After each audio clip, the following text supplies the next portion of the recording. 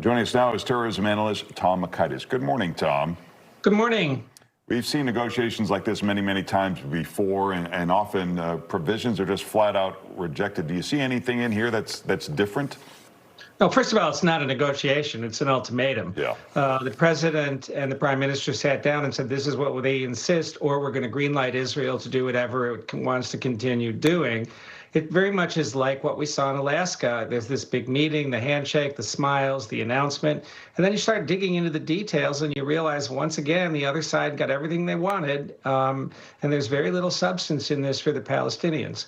Once the hostages are returned, it's up to Netanyahu to decide whether it proceeds, whether Hamas is cooperating, and so on. So he could easily do what he did in the past, blame Hamas for breaking the ceasefire and go right back. It also lays out a path, allegedly, to statehood. But as soon after that, Netanyahu announced that they would oppose of statehood forcibly.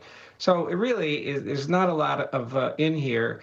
The only thing is that the Hamas may be desperate enough to try and get something out of it. That remains to be seen. Yes, I was just wondering if is there anything in this plan that might be a kernel of something that is enticing to Hamas as compared to the last plan?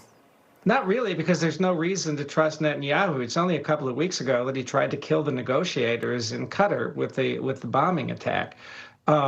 So, there's vague promises, and even the promise of amnesty for Hamas is something that he could easily go back on. I mean, once those hostages are turned over, and, I want them released. I want to be really clear on that. That's the last bit of bargaining power that Hamas really has. I would be very surprised if they would just, turn it over without more substance. And of course, the president likes it because there's supposed to be this big committee and he gets to be the chairman. Yeah, but there does seem to be a little bit more pressure, Tom, even among Americans who have supported Israel in the past to get something done. So aren't the Palestinian people better off with maybe a reformed Palestinian Authority, whatever that is, versus Hamas?